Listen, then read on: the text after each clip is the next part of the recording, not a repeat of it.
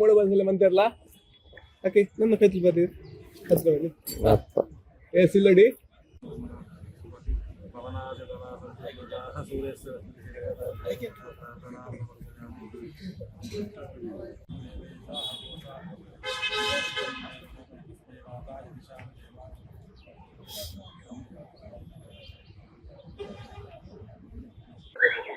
ಮುಹೂರ್ತ ಅಂತ ಕೇಳಿದ್ರೆ ಎಲ್ಲ ಗ್ರಹಾನುಕೂಲ್ಯತೆಗಳು ಸಿದ್ಧಿಯಾಗಿ ಒಳ್ಳೆಯ ಕಾಲದಲ್ಲಿ ಮಾಡುವಂತದ್ದು ಅಂತ ಆಚಾರ್ಯರು ಹೇಳ್ತಾರೆ. ಎಲ್ಲ ನಕ್ಷತ್ರಗಳು ಗ್ರಹ ತಾರೆ ಎಲ್ಲಗಳು ಇದ್ರೂ ಕೂಡ ನಿಜವಾಗಿ ಅದಕ್ಕೆ ಸತ್ವವನ್ನು ಕೊಡುವವ ಯಾರು ಕೇಳಿದ್ರೆ ಸಕಲ ಗ್ರಹ ಬಲ ನೀನೇ ಸರಸಿಜಾಕ್ಷ ಅಂತ ಹೇಳುವ ಹಾಗೆ ಆ ನರಸಿಂಹ ದೇವರನ್ನು ಭಗವಂತನನ್ನು ನೆನಪಿಸಿಕೊಂಡ್ರೆ ಆ ಎಲ್ಲ ಲಗ್ನಗಳು ಸುಮುಹೂರ್ತ ಆಗ್ತದೆ. ಆದ್ರೂ ಕೂಡ ಇದ್ದದ್ರಲ್ಲಿ ಒಳ್ಳೆಯ ಮುಹೂರ್ತ ಅಂತ ನೋಡಿ ಗ್ರಹಾನುಕೂಲ್ಯತೆಗಳು ಹಾಗೆ ವಾತಾವರಣ ಇದೆಲ್ಲವನ್ನು ಇಟ್ಟುಕೊಂಡು ಅಂತಹ ಮುಹೂರ್ತಗಳನ್ನು ನಿರ್ಧಾರ ಮಾಡಿದ್ದಾರೆ. ಮೊದಲಾಗಿ 4 ಪ್ರಧಾನ ಮುಹೂರ್ತಗಳನ್ನು ನಮ್ಮ ಪರಂಪರೆಯಲ್ಲಿ ಕೊಟ್ಟಿದ್ದಾರೆ ಪರ್ಯಾಯಕ್ಕೋಸ್ಕರ. ಹಾಗಾದ್ರೆ ಇವತ್ತು ನಡೆದ ಚಪ್ಪರ ಮುಹೂರ್ತ ಎನ್ನುವಂಥದ್ದು ಅದು ಎಡಿಷನಲ್, ಅದು ಅಧಿಕವಾದಂತಹ ಮುಹೂರ್ತ. ಯಾವತ್ತೂ ಕೂಡ ಪ್ರತಿಯೊಂದಕ್ಕೂ ಕೂಡ ಮುಹೂರ್ತ ನೋಡಬೇಕು. ತರಕಾರಿ ಮುಹೂರ್ತ ಅಂತ, ಹಾಗೆ ಚಪ್ಪರ ಮುಹೂರ್ತ, ತೋರಣ ಮುಹೂರ್ತ, ಹಾಗೆ ಇದೆಲ್ಲವೂ ಕೂಡ ಒಂದೊಂದು ಮುಹೂರ್ತಗಳು ಅಂತ ಮತ್ತೆ ಸೇರಿಕೊಂಡು ಬಂದಿದ್ದಾವೆ.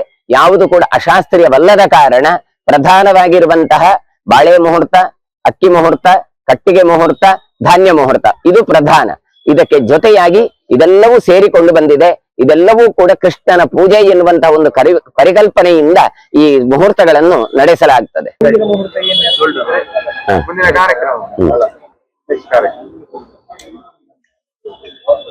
ಕೃಷ್ಣಂ ವಂದೇ ಜಗದ್ಗುರುಂ ಶ್ರೀಕೃಷ್ಣ ದೇವರ ಪೂಜಾ ಮಹೋತ್ಸವದ ಸಂಭ್ರಮ 2026 ಜನವರಿ 18ರಿಂದ ಶಿರೂರು ಪರ್ಯಾಯ ಆರಂಭ ಆಗ್ಲಿಕ್ಕೆ ಉಂಟು. ಶಿರೂರು ಪರ್ಯಾಯ ನಮ್ಮ ಪರ್ಯಾಯ, ಕೃಷ್ಣ ಭಕ್ತರ ಪರ್ಯಾಯ. ಹಾಗಾಗಿ ಆ ಪರ್ಯಾಯಕ್ಕೆ ಬರುವ ಎಲ್ಲ ಭಕ್ತಾದಿಗಳಿಗೆ ಕೃಷ್ಣ ಪ್ರಸಾದದ ವಿತರಣೆ ಆಗಬೇಕಾಗಿದೆ. ಅಂತ ಕೃಷ್ಣ ಪ್ರಸಾದ ವಿತರಣೆ ಎಲ್ಲಿ ಮಾಡುವುದು ಕೇಳಿದ್ರೆ ಮಠದ ಭೋಜನ ಶಾಲೆಯಲ್ಲಿ ಮಾತ್ರ ಜಾಗ ಸಾಕಾಗುವುದಿಲ್ಲ. ಅದಕ್ಕೋಸ್ಕರ ಅಂಗಣದಲ್ಲಿ ಅಥವಾ ಅಂಗಳದಲ್ಲಿ ಅವರಿಗೆ ಬಂದ ಭಕ್ತಾದಿಗಳಿಗೆ ಊಟ ಹಾಕಬೇಕು. ಬರೀ ನೆಲದಲ್ಲಿ ಊಟ ಹಾಕಿದ್ರೆ ಎಲ್ರಿಗೂ ಕಷ್ಟ ಆಗತ್ತೆ. ಅದಕ್ಕೋಸ್ಕರ ಚಪ್ಪರವನ್ನು ಹಾಕಿ ಆಚ್ಛಾದನೆಯನ್ನು ಮಾಡಿ ಅವರಿಗೆ ನೆರಳನ್ನು, ತಂಪನ್ನು, ರಕ್ಷಣೆಯನ್ನು ಕೊಡುವ ಪ್ರತೀಕ ಅಂತ ಚಪ್ಪರವನ್ನು ಇವತ್ತು ನಿರ್ಮಾಣ ಮಾಡುವುದಕ್ಕೋಸ್ಕರ ಚಪ್ಪರ ಮುಹೂರ್ತ ನಡೆದಿದೆ. ಈ ಚಪ್ಪರ ಮುಹೂರ್ತವು ಬೆಳಗಿನ ಈ ಶುಭ ಗಳಿಗೆಯಲ್ಲಿ, ಧನುರ್ಮಾಸದ ಈ ಗಳಿಗೆಯಲ್ಲಿ ಒಳ್ಳೆಯ ಮುಹೂರ್ತದಲ್ಲಿ ಕಂಬವನ್ನು ನೆಟ್ಟಿದ್ದಾರೆ. ಚಪ್ಪರ ಮುಹೂರ್ತವನ್ನು ಯಾರೆಲ್ಲ ನಡೆಸಿದ್ರು ಕೇಳಿದ್ರೆ ಎಲ್ಲ ಭಕ್ತಾಭಿಮಾನಿಗಳು ಸೇರಿ ಈ ಕಂಬವನ್ನು ನೆಡುವ ಮೂಲಕ ಚಪ್ಪರ ಮುಹೂರ್ತ ಇವತ್ತು ಸಂಪನ್ನಗೊಂಡಿದೆ. ಇದರಿಂದ ಏನು ಸಮಾಜಕ್ಕೆ ಗೊತ್ತಾಗ್ತದೆ ಕೇಳಿದ್ರೆ ಯಾವುದೇ ಒಂದು ಕೆಲಸ ಮಾಡಬೇಕಾದ್ರೂ 10 ಕೈ ಸೇರಿದ್ರೆ ಅದು ಬಹಳ ಸುಲಭವಾಗಿ ನಡೀತದೆ. ಹಾಗಾಗಿ ರಕ್ಷಣೆ ಎನ್ನುವಂಥದ್ದು ಪ್ರತಿಯೊಬ್ಬರಿಗೂ ಬೇಕು. ಹಾಗಾದ್ರೆ ಇದರಲ್ಲಿ ಯಾರು ನಿಜವಾಗಿ ರಕ್ಷಕರು ಅಂತ ಕೇಳಿದ್ರೆ ಶಾಸ್ತ್ರ ಹೇಳ್ತದೆ ಬ್ರಹ್ಮ ವರ್ಮ ಮಮಾಂತಾರಂ, ಅಂದ್ರೆ ಭಗವಂತನೇ ನಮಗೆ ರಕ್ಷಣೆ. ಎಷ್ಟು ಬೇಕಾದ್ರೂ ರಕ್ಷಣೆಯನ್ನು ಅಂತ ನಾವು ಮಾಡಿಕೊಂಡ್ರು ನಿಜವಾಗಿ ರಕ್ಷಣೆ ಕೊಡುವವ ಭಗವಂತ. ಹಾಗಾಗಿ ಅಂತಹ ಭಗವಂತನ ಪೂಜೆಯನ್ನು ಬೆಳಿಗ್ಗೆ ನೆರವೇರಿಸಿ ಈ ಚಪ್ಪರದಲ್ಲಿ, ತೋರಣದಲ್ಲಿ, ಕಲ್ಲಿನಲ್ಲಿ ಮತ್ತೆ ವಸ್ತುಗಳಲ್ಲಿ ಎಲ್ಲದರಲ್ಲಿಯೂ ಕೂಡ ಇರುವ ದೇವರಿಗೆ ಹೆಸರೇ ವಾಸ್ತುದೇವತೆ. ವಸ್ತುವಿನ ಒಳಗೆ ಇರುವಂತಹ ವಾಸ್ತು ದೇವತೆಗಳು. ಈ ದೇವತೆಗಳು ನಮ್ಮನ್ನು ರಕ್ಷಣೆ ಮಾಡಬೇಕು. ಆಚಾರ್ಯ ಮಧ್ವರು ತಾವು ಸನ್ಯಾಸಾಶ್ರಮವನ್ನು ಸ್ವೀಕಾರ ಮಾಡುವುದಕ್ಕೆ ಹೊರಡಬೇಕಾದ್ರೆ ಇದ್ದ ಗೋಡೆ, ಕಲ್ಲು, ಮಣ್ಣು ಎಲ್ಲದಕ್ಕೂ ನಮಸ್ಕಾರ ಮಾಡಿ ಹೊರಟ್ರಂತೆ. ಯಾರೋ ಕೇಳಿದ್ರಂತೆ, ಏನು ಮಗು ಯಾಕೆ ನಮಸ್ಕಾರ ಮಾಡ್ತಿ ಅಂತ.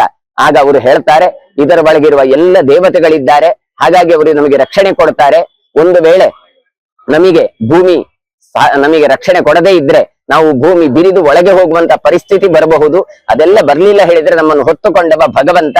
ಹಾಗಾಗಿ ಪ್ರತಿಯೊಂದು ವಸ್ತುವಿನಲ್ಲಿಯೂ ಕೂಡ ಭಗವಂತ ಇದ್ದಾನೆ ಎನ್ನುವ ಚಿಂತನೆಯಿಂದ ನಾವು ಇವತ್ತು ಇಂಥ ಮುಹೂರ್ತವನ್ನು ನಾವು ನೆರವೇರಿಸಿದ್ದೇವೆ. ಈ ಮುಹೂರ್ತ ಸಾರ್ಥಕ ಆಗಬೇಕು ಅಂತಾದ್ರೆ ಎಲ್ಲ ಭಕ್ತಾಭಿಮಾನಿಗಳು ಈ ಚಪ್ಪರದಲ್ಲಿ ಬಂದು ಆ ಭಗವಂತನ ದರ್ಶನ ಮಾಡಿ ಪ್ರಸಾದವನ್ನು ಸ್ವೀಕಾರ ಮಾಡಬೇಕು. ಹಾಗಾಗಿ ಮುಂದೆ ಜನವರಿ 9ನೆಯ ತಾರೀಕಿನಂದು ಪುರಪ್ರವೇಶ, ಆ ಕಾರ್ಯಕ್ರಮಕ್ಕೂ ಜನವರಿ 18ನೆಯ ತಾರೀಕಿನ ಹೊತ್ತು ಅನ್ನದಾನ, ಕೃಷ್ಣದೇವರ ಪರ್ಯಾಯದ ಒಂದು ದರ್ಬಾರು, ಹಾಗೆ ಮಹಾಪ್ರಸಾದ ಸ್ವೀಕಾರ ಮಾಡ್ಲಿಕ್ಕೆ ತಾವೆಲ್ಲ ಬರಬೇಕು ಅಂತ ಈ ಮೂಲಕ ನಾನು ನಿಮ್ಮ ಹತ್ರ ವಿನಂತಿಸಿಕೊಳ್ತಾ ಇದ್ದೇನೆ.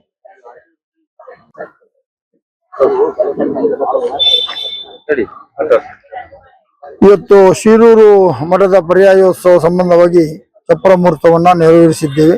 ಚಪ್ಪರ ಮುಹೂರ್ತ ಕೂಡ ಎಲ್ಲ ಮುಹೂರ್ತಗಳಲ್ಲಿ ಒಂದಾಗಿರುತ್ತದೆ. ಈಗ ಇವತ್ತು ಈ ಪ್ರದೇಶವನ್ನ ಚಪ್ಪರ ಹಾಕುವುದರೊಂದಿಗೆ ಇವತ್ತು ನಾವು ವಸ್ತು ಪ್ರದರ್ಶನ ಮಾಡಲಿಕ್ಕೆ ಏನು ಅಪೇಕ್ಷೆ ಪಟ್ಟಿದ್ದೇವೆ ಅದಕ್ಕೆ ಪೂರ್ವ ತಯಾರಿಯಾಗಿ ಮಾಡುವಂತಾಗಿದೆ. ಇದರಲ್ಲಿ ಒಂದು ಕಡೆ ಹೊರೆಕಾಣಿಕೆಯಿಂದ ಬಂದಂತ ಎಲ್ಲ ವಸ್ತುಗಳನ್ನ ಪರಿಕರಗಳನ್ನ ಬಹಳ ಅಚ್ಚುಕಟ್ಟಾಗಿ ಇಡುವುದು, ಆನಂತರ ಕೆಲವೊಂದು ಸ್ಟಾಲ್ಗಳನ್ನ ಹಾಕುವುದು, ಆನಂತರ ಪೂಜ್ಯ ಸ್ವಾಮಿಗಳು ಹೊರೆಕಾಣಿಕೆಯಿಂದ ಬಂದವರನ್ನ ಗೌರವಿಸುವಂತ ಕಾರ್ಯಕ್ರಮ ಒಂದು ಸಣ್ಣ ವೇದಿಕೆಯನ್ನ ಇಲ್ಲೇ ಮಾಡ್ತೇವೆ. ಮತ್ತೊಂದು ದೊಡ್ಡ ವೇದಿಕೆಯನ್ನ ಇದರ ಪೂರ್ವ ಬದಿಯಲ್ಲಿ ಮಾಡಿ ಅಲ್ಲಿ ನಿರಂತರ 9ನೇ 10ನೇ ತಾರೀಕಿನಿಂದ ನಿರಂತರ ಸಾಂಸ್ಕೃತಿಕ ಕಾರ್ಯಕ್ರಮಗಳು ನಡೆಯುತ್ತವೆ. ಅತ್ಯುತ್ತಮ ತಂಡಗಳು ಬಂದು ಸಾಂಸ್ಕೃತಿಕ ಕಾರ್ಯಕ್ರಮವನ್ನು ನೀಡುತ್ತಾರೆ. ಇಲ್ಲಿ ಜನ ಪ್ರತಿದಿನ ಬಂದು ಹೊರೆಕಾಣಿಕೆಯನ್ನು ವಸ್ತು ಪ್ರದರ್ಶನವನ್ನು ಒಟ್ಟಿಗೆ ವೀಕ್ಷಣೆ ಮಾಡುವಂತ ಒಂದು ಅವಕಾಶವನ್ನು ಅವರಿಗೆ ಮಾಡಿಕೊಡ್ಬೇಕಂತ ನಾವು ಅಪೇಕ್ಷೆ ಪಟ್ಟಿದ್ದೇವೆ. ಈ ಪ್ರಕಾರವಾಗಿ ಪರ್ಯಾಯೋತ್ಸವ ಸಂಬಂಧವಾಗಿ ಎಲ್ಲ ಕಾರ್ಯಕ್ರಮಗಳು ದೇವರ ದಯೆಯಿಂದ ಶ್ರೀಕೃಷ್ಣ ಮುಖ್ಯಪ್ರಾಣರ ಅನುಗ್ರಹದಿಂದ ಒಳ್ಳೆ ರೀತಿಯಲ್ಲಿ ನಡೀತಾ ಇವೆ. ಈಗಾಗಲೇ ನಾವು 9ನೇ ತಾರೀಕಿಗೆ ಪೂಜ್ಯ ವೇದವರ್ಧನ ಶ್ರೀ ವೇದವರ್ಧನ ಶ್ರೀಗಳ ಒಂದು ಪುರಪ್ರವೇಶಕ್ಕೂ ಕೂಡ ತಯಾರಿಯನ್ನ ನಡೀತಾ ಇದ್ದೇವೆ. ಪುರಪ್ರವೇಶ 9ನೇ ತಾರೀಕು ಜನವರಿ ಸುಮಾರು 2ರಿಂದ 3 ಗಂಟೆ ಹೊತ್ತಿಗೆ ಅವರು ಶಿರೂರು ಮಠದಲ್ಲಿ ಮುಖ್ಯಪ್ರಾಣ ಕೃಷ್ಣ ಮುಖ್ಯಪ್ರಾಣ ದೇವರನ್ನ ಪ್ರಾರ್ಥಿಸಿಕೊಂಡು ಕಡಿಯಾಳಿ ಸಮೀಪ ಬರುವಾಗ ಅವರನ್ನ ಸ್ವೀಕಾರ ಮಾಡಿ ಅವರನ್ನ ಬರಮಾಡಿಕೊಂಡು ನಾವು ಬಹಳ ದೊಡ್ಡ ಒಂದು ಮೆರವಣಿಗೆಯಲ್ಲಿ ಅವರನ್ನ ಉಡುಪಿಯ ರಥಬೀದಿಗೆ ಕರ್ಕೊಂಡು ಬರ್ಬೇಕಂತ ನಿರ್ಧಾರ ಮಾಡಿದ್ದೇವೆ.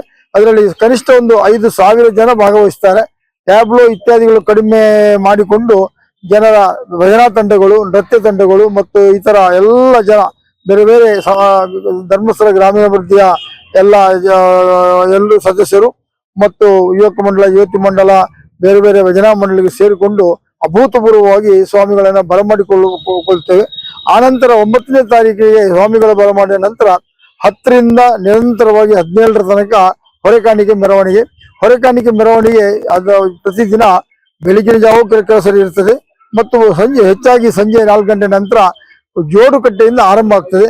ಜೋಡುಕಟ್ಟೆಯಿಂದ ಮೆರವಣಿಗೆ ನೇರವಾಗಿ ಇಲ್ಲಿ ನಾವು ಎಲ್ಲಿ ಚಪ್ಪರ ಮುಹೂರ್ತವನ್ನು ಮಾಡಿದ್ದೇವೋ ಆ ಜಾಗಕ್ಕೆ ಬಂದು ಚಪ್ಪರ ಮುಹೂರ್ತದ ಜಾಗದಲ್ಲಿ ಅದನ್ನು ಅಚ್ಚುಕಟ್ಟಾಗಿ ಇಡುವಂತ ಕ್ರಮಗಳನ್ನ ಅವರನ್ನ ನಾವು ಪರ್ಯಾಯ ಸಮಿತಿಯಿಂದ ಬರಮಾಡಿಕೊಂಡು ಸ್ವಾಮಿಗಳಿಂದ ಯಾರು ಹೊರೆಕಾಣಿಕೆಯನ್ನು ತಂದು ಅರ್ಪಿಸ್ತಾರ ಅವರಿಗೆ ಸ್ವಾಮಿಗಳಿಂದ ಮಂತ್ರಾಕ್ಷತೆಯನ್ನು ಕೊಡುವಂತ ಕೆಲಸವನ್ನು ಕೂಡ ಮಾಡ್ಬೇಕಂತ ಇಚ್ಛೆ ಪಟ್ಟಿದ್ದೇವೆ. ಅದೇ ರೀತಿ ಇವತ್ತು ನಾವು ಪರ್ಯಾಯ ಶೋಭಾಯಾತ್ರೆ ಮತ್ತು ಈ ಪರ್ಯಾಯ ಪುರಪ್ರವೇಶದ ಜವಾಬ್ದಾರಿಯನ್ನು ನಮ್ಮ ಗಣೇಶರಾವ್ ಅವರಿಗೆ ಆ ಮೆರವಣಿಗೆ ಜವಾಬ್ದಾರಿಯನ್ನು ಕೊಟ್ಟಿದ್ದೇವೆ. ಹಿಂದೆ ಅನೇಕ ಪರ್ಯಾಯಗಳಲ್ಲಿ ಗಣೇಶರಾವ್ ಅವರು ಅತ್ಯುತ್ತಮವಾಗಿ ಕೆಲಸ ಮಾಡಿದ್ದಾರೆ. ಈ ಬಾರಿ ಕೂಡ ಅವರು ಮುಂದೆ ಬಂದು ಈ ಕೆಲಸವನ್ನು ಮಾಡ್ತಾರೆ ಎಂಬ ವಿಶ್ವಾಸ ಇದೆ. ಆನಂತರ ಶೋಭಾಯಾತ್ರೆ ಬೆಳಗಿನ ಜಾವ 2ರಿಂದ 3 ಗಂಟೆ ಹೊತ್ತಿಗೆ ಆರಂಭವಾಗಿ ಅದರಲ್ಲಿ ರಾಜ್ಯದ ಮತ್ತು ವಿವಿಧ ರಾಜ್ಯಗಳ ಸಾಂಸ್ಕೃತಿಕ ತಂಡಗಳು ಭಾಗವಹಿಸ್ತಾರೆ. ನಮ್ಮ ಲೋಕಲ್ ಏನು ಭಜನಾ ತಂಡಗಳು ಇತ್ಯಾದಿ ಸಾಂಸ್ಕೃತಿಕ ತಂಡಗಳಿವೆ ಅವರು ಭಾಗವಹಿಸ್ತಾರೆ.